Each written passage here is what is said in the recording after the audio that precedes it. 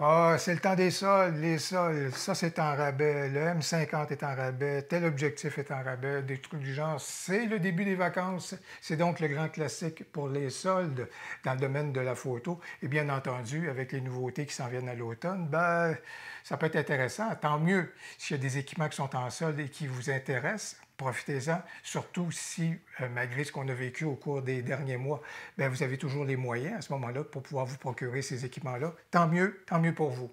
Mais mon propos d'aujourd'hui, c'est plus de regarder quels ont été les équipements photo, et particulièrement, si vous voulez, les appareils photo, qui ont peut-être été les plus marquants au cours des 5, 10, 15, 20 dernières années, et voire même dans le domaine de l'argentique.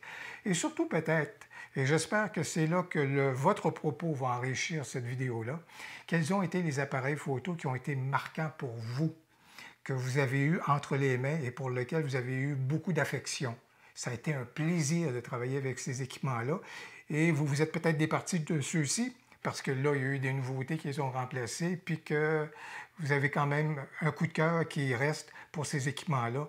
C'est ce que j'aimerais bien connaître de votre part et c'est ce qu'on va examiner aujourd'hui.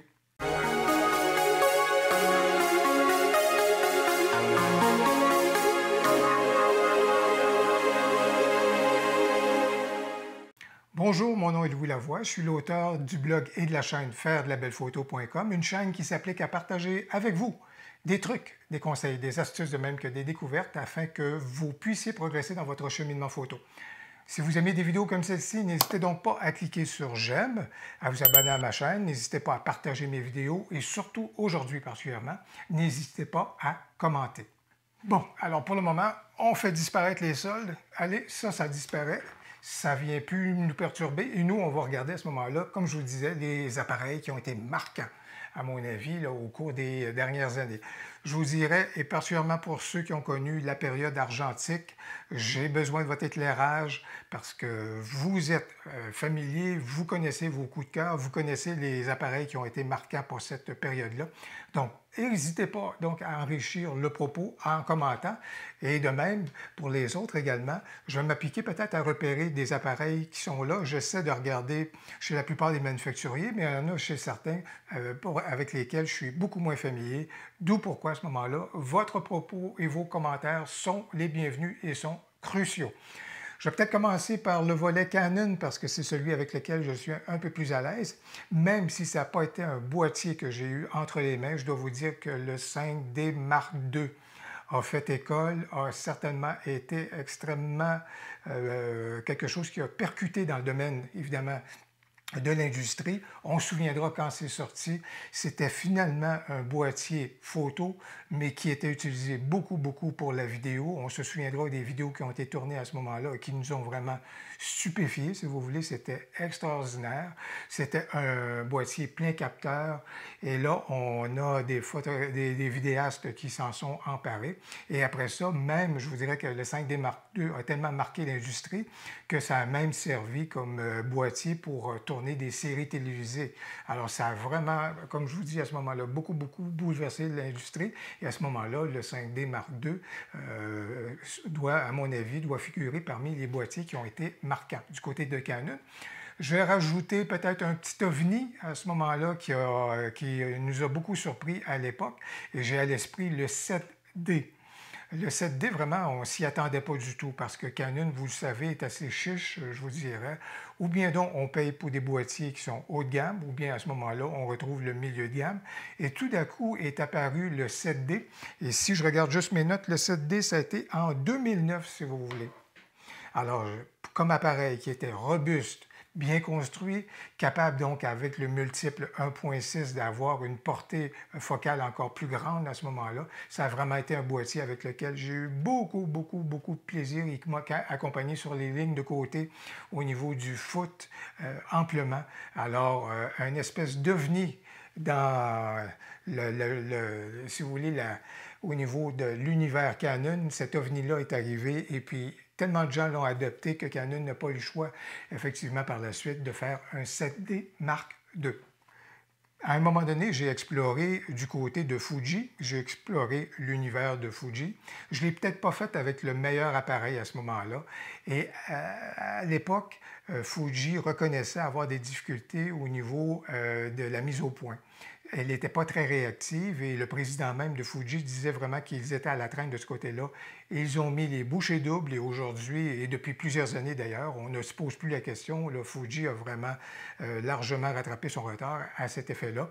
Malheureusement, à l'époque où je l'ai fait, par contre, l'appareil n'était pas assez réactif, mais j'ai adoré les images de Fuji, les profils de couleurs de Fuji. C'est vraiment quelque chose qui a été remarquable et peut-être qu'un jour je vais y revenir. Mais certainement qu'au niveau des appareils du côté Fuji qui en tous les cas certainement capté l'imaginaire ou frappé l'imaginaire des photographes, à mon avis, le X100. Le X100, quand c'est sorti, on a regardé ça, puis ça a été l'objet de toutes les tentations. Un appareil qu'on se disait merveilleux pour faire de la photo de rue, avec son objectif focal fixe de 23 mm, donc équivalent à 35 mm si on veut plein capteur.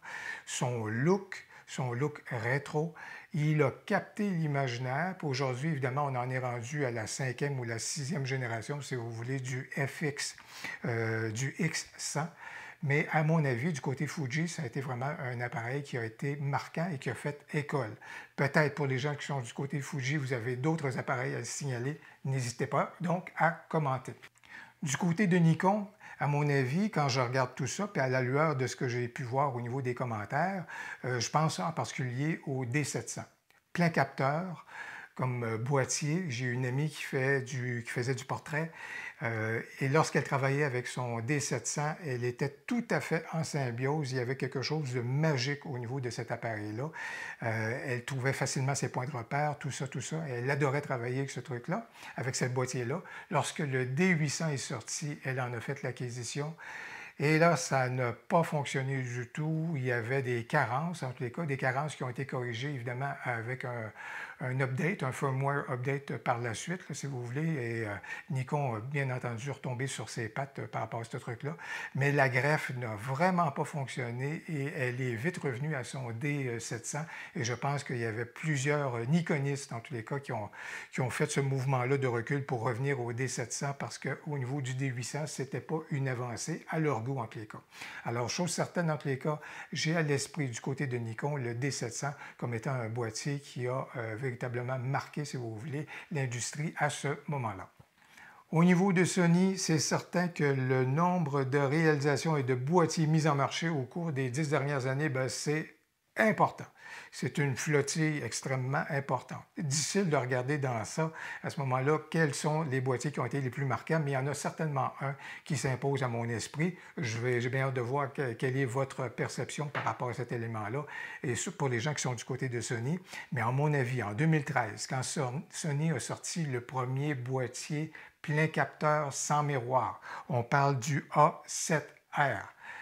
À ce moment-là, l'industrie a été assez décontenancée.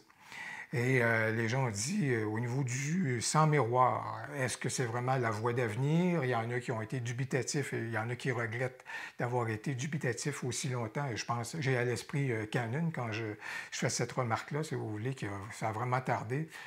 Ils ont sorti le M, mais qui n'a vraiment pas, je parle du côté de Canon, là, ils ont sorti le M, mais qui n'a vraiment pas été quelque chose de significatif. Or, Sony a vraiment basculé du côté du sans miroir et a été très affirmatif avec le A7R. Et au début, évidemment, vous vous souviendrez, le nombre d'objectifs pour le A7R, c'était relativement peu, mais assez rapidement, les Sigma, Tamron et tous les autres à ce moment-là qui produisent des objectifs ont basculé du côté de Sony, ont mis en marché là, des objectifs pour les montures Sony sans miroir. Alors aujourd'hui, vraiment, il y a une flottille, un inventaire fort important de ce côté-là. À mon avis, le A7R a vraiment été quelque chose d'absolument déterminant à ce moment-là du côté de Sony. J'ai bien hâte de savoir et de connaître votre opinion à ce sujet.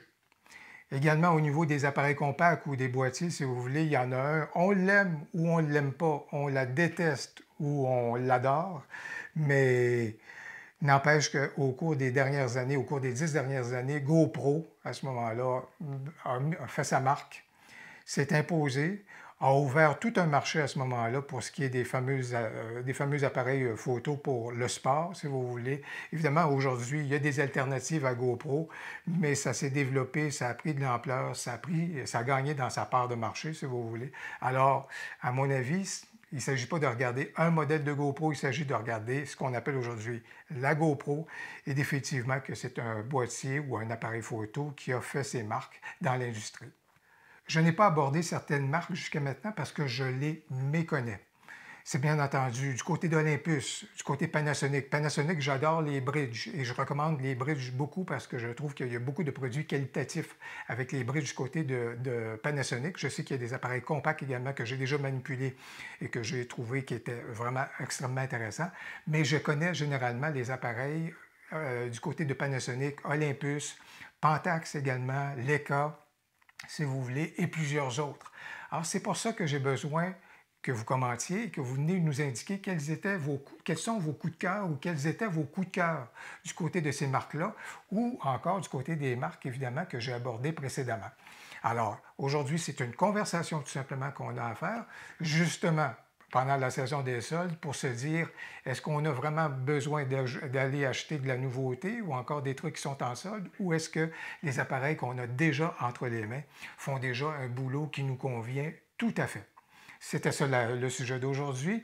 Alors, si le sujet vous a plu, n'hésitez donc pas à cliquer sur j'aime et évidemment à vous abonner et surtout n'hésitez pas à commenter. J'ai bien hâte de vous lire. Au plaisir, à la prochaine.